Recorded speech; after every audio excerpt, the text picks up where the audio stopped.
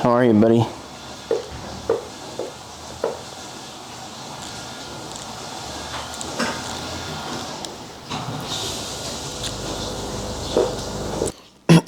Okay, guess there's no really good way to start this video. It's not something I want to be making, and it's taken me a lot of time to actually sit down and think about it and share it, because I do think it's important to talk about it, because I've been sharing so much of my life with you recently and my journey that I've been going through to become a healthier, happier person, and I think that involves sharing all of it. It would be fake of me to not talk about things that negatively affect my life, and I only talk about the positives, which would be a fairy tale. Recently, as you know, you just watched a video of my dog, Cooper.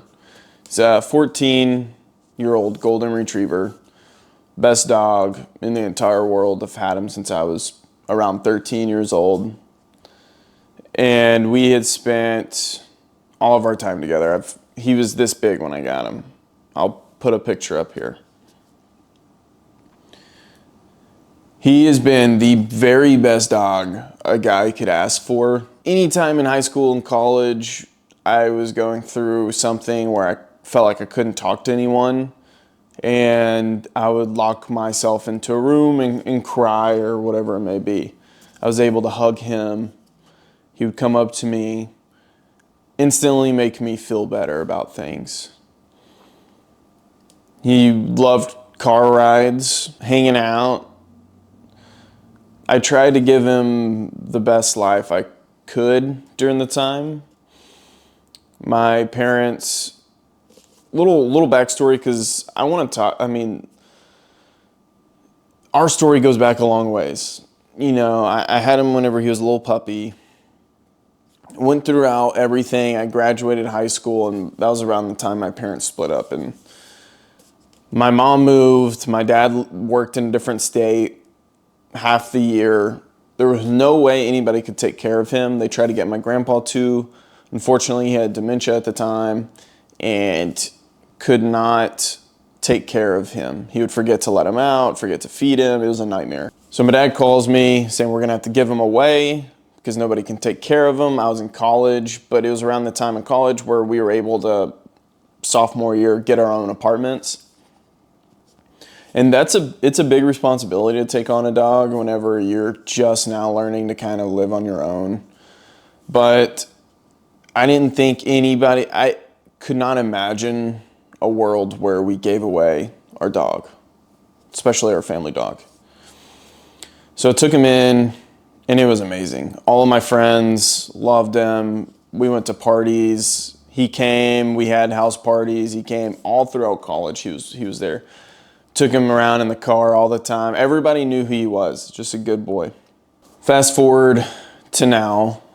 Same situation, amazing dog. I got his blood work done last year. He looked great for being 13. No issues really at all. Around a week ago, I noticed he really wasn't eating. He threw up as well, and I was concerned because you're always concerned when your dog throws up, but it's not uncommon. Maybe they got into something, they ate something bad, you switch their food. Dogs throw up for a lot of different reasons. You have to be consistent with their diets and everything. So I wasn't too concerned, but then he just wasn't eating his food. And I was like, okay, you're not eating your food, let me switch it back. He still didn't eat very much. And then what really concerned me is he wasn't really drinking his water at all. So I made the appointment for the vet. We went immediately, and she took a look at his eyes, told me that the yellow in the back meant that it was probably Junus. I think that's how you say it, and that's a huge indicator of liver disease. Got his blood work done, off the charts. So he had liver disease. They told me you only have really one option because of his age, they wanted either me take him to a specialist, an ER or animal hospital, where they would hold him for a few days, try to make him feel better, and then they could release him to me. And I asked her, okay, that's great. How much time do you think this would give him a lot more time? She told me no. Very straight up with me. He's at the end of his life. That's it. You need to be thinking about euthanasia. That's tough, man. So, very upfront about it,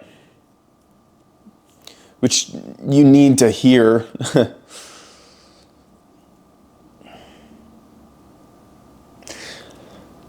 They told her it would be $4,500 for me to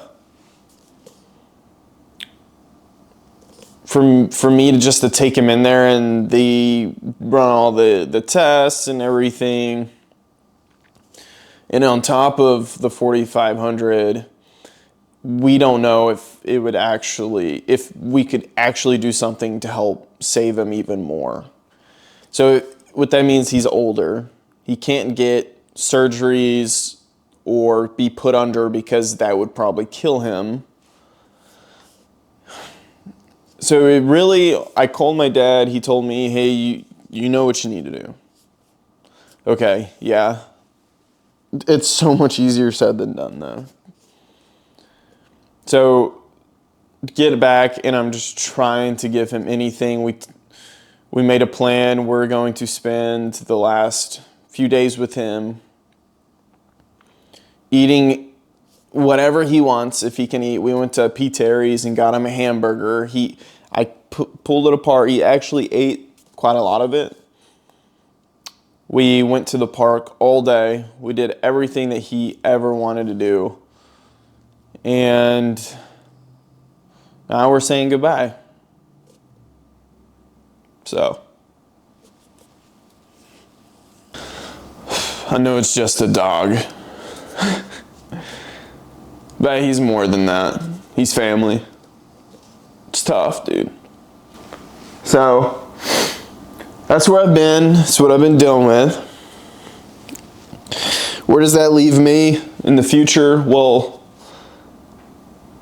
I lost my grandpa, one of the most important people in my life, a long time ago, and I got over it. And one thing I took away from my grandpa in life is that it's short. It's very short, but you need to go out there and do everything that you wanted to do before it's your time. So it leaves me in a position where I'm gonna go all in on life.